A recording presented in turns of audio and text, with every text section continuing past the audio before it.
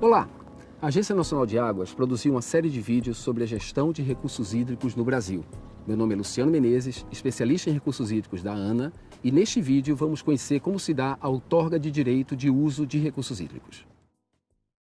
O acesso à água é um direito fundamental do ser humano, mas a ação de um usuário de água influencia na quantidade e na qualidade da água disponível para os demais usuários. Vamos ver um trecho de um vídeo de animação da ANA que explica esta relação entre os usos de recursos hídricos.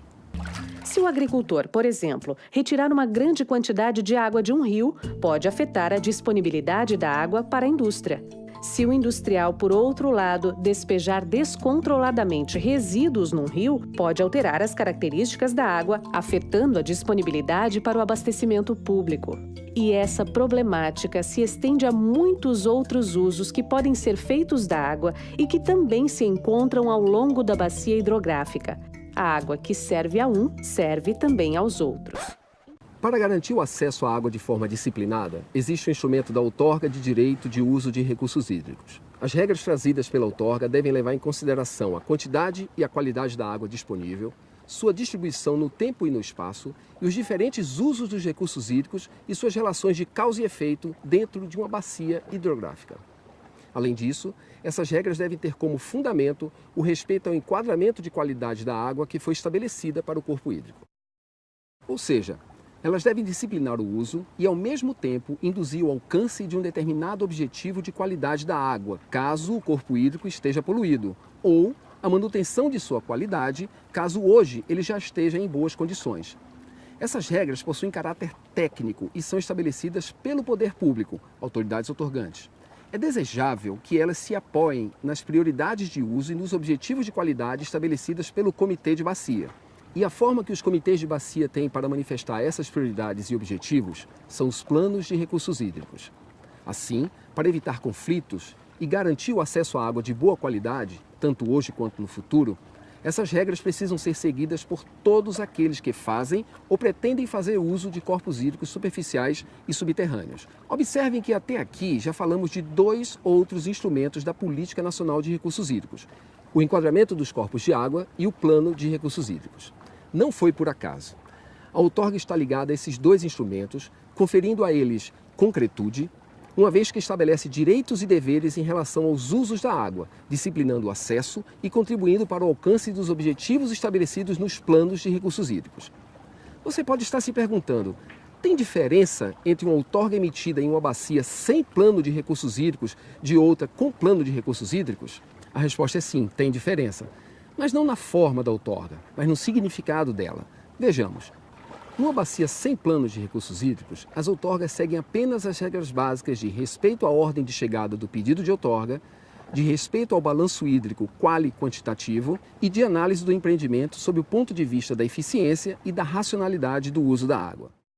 Já numa bacia com plano de recursos hídricos, além das regras que mencionei, existem regras adicionais relativas às prioridades de uso da água e às metas de melhoria da qualidade da água. Isso dá um sentido muito mais amplo à outorga, pois essas regras adicionais conferem a esse instrumento não apenas a função de uma contabilidade hídrica, mas o poder de contribuir efetivamente com os anseios da população em relação às águas que ela quer ter. Veja a animação. A Lei das Águas do Brasil determina os órgãos responsáveis e os instrumentos legais para a gestão de nossos recursos hídricos. E entre esses instrumentos está a exigência de outorga para o uso de recursos hídricos. A outorga é uma autorização necessária para quem quiser utilizar a água diretamente dos corpos d'água. Para consegui-la, é preciso cumprir várias exigências e condições que buscam garantir a qualidade e o controle na utilização das águas. Essas exigências são definidas a partir de uma avaliação de cada bacia hidrográfica. Levam em conta a disponibilidade hídrica e as demandas por água. Disponibilidade hídrica é o levantamento do volume de água disponível e como ele está distribuído. Demandas por água são as necessidades de utilização, por exemplo, o número de usuários de água que existem, para que a usam e onde estão localizados. A análise dos pedidos de outorga é uma tarefa técnica com cunho burocrático. Afinal, estamos tratando de um recurso natural dinâmico no tempo e no espaço, que também é um bem público, cuja autorização de uso passa por instâncias administrativas. Sabemos que a disponibilidade hídrica superficial e subterrânea depende de vários fatores, como regime de chuvas, uso do solo, interferências humanas como barragens, captações de água, lançamento de efluentes, etc. As autoridades outorgantes procuram entender essa dinâmica natural, submetida às ações do homem, para daí estabelecer vazões de referência para servirem de base para os critérios de outorga. Em outras palavras, as autoridades outorgantes definem respostas para a seguinte pergunta: quanto de água, com determinada garantia, é possível dispor aos diferentes usuários de uma bacia hidrográfica, tanto para a captação de água quanto para a diluição de efluentes? Há que se levar em conta os diferentes trechos de rio e a sazonalidade dessas vazões para poder realizar o balanço hídrico com as demandas dos usuários. Tal balanço é realizado mês a mês, trecho a trecho de rio e para alguns parâmetros de qualidade da água, como, por exemplo, a demanda bioquímica de oxigênio, conhecido pela sigla DBO. Se considerarmos que tudo isso ocorre em dezenas, centenas e até milhares de quilômetros quadrados de bacia hidrográfica, com dezenas, centenas e milhares dos mais diferentes usuários, chegamos à conclusão de que esse balanço hídrico não é uma tarefa trivial e que, para realizá-la, precisamos de sistemas computacionais complexos para apoio aos cálculos. Além disso, é necessária uma boa rede de monitoramento de quantidade e de qualidade da água e também de equipes de fiscalização que consigam atender às mais diferentes demandas para se fazer cumprir os termos de cada outorga. Vejam a animação. Mas quem deve solicitar a outorga? Pessoas ou empresas que façam uso da água dos rios ou reservatórios ou que lancem resíduos, inclusive as empresas de abastecimento e saneamento, que perfurem poços para a extração de água, que realizem obras que alterem a quantidade ou a qualidade do corpo hídrico, como barragens, reservatórios ou desvios de rios, ou que realizem atividades como piscicultura em tanques-redes. Para solicitar a outorga na ANA, é necessário um pedido formal. Caso você seja um usuário de recursos hídricos de domínio da União, entre no site da ANA e se informe sobre os procedimentos para solicitar sua outorga e regularizar o seu uso da água. A ANA editou várias resoluções que disciplinam o processo de solicitação, análise e decisão sobre os pedidos de outorga. Nessas resoluções constam, dentre outros, os critérios de outorga utilizados, os prazos de validade da outorga para cada situação, os direitos e deveres dos usuários, as condições para renovação, alteração, revogação, transferência e desistência de outorga, os critérios para usos que independem de outorga, os chamados usos insignificantes, e também para serviços e interferências que não estão sujeitos à outorga, como limpeza de margem, travessias e desassoreamento.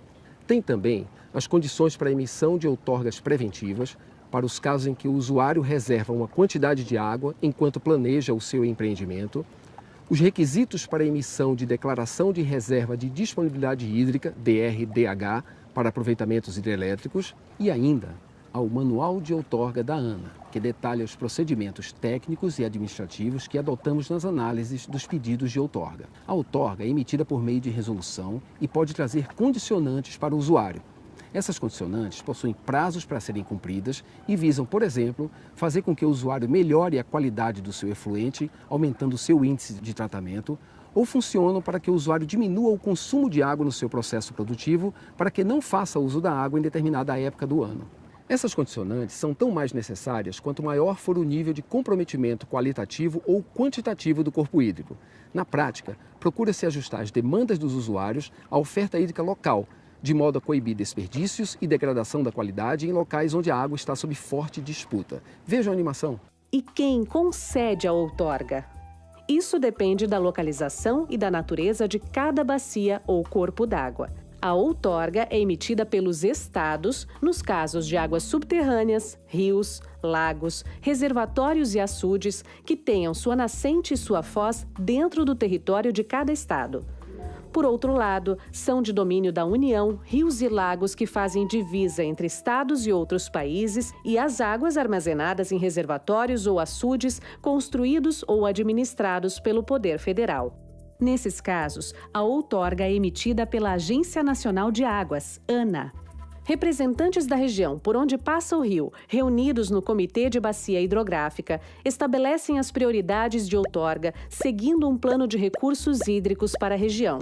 Assim, é possível ter um controle muito maior sobre a destinação e os diferentes usos das nossas águas, atendendo a todos da melhor forma possível. Gestão de água é gestão de conflito. Nesse sentido, a outorga é um instrumento disciplinador que busca o ordenamento dos usos e dos usuários da água, respeitando uma lógica sistêmica, que é a bacia hidrográfica, de modo a evitar conflitos e a garantir o uso múltiplo das águas, sua acessibilidade, a racionalidade do seu uso e a sustentabilidade. E lembrem, o bom uso da água depende de todos nós. Que tal fazer a sua parte?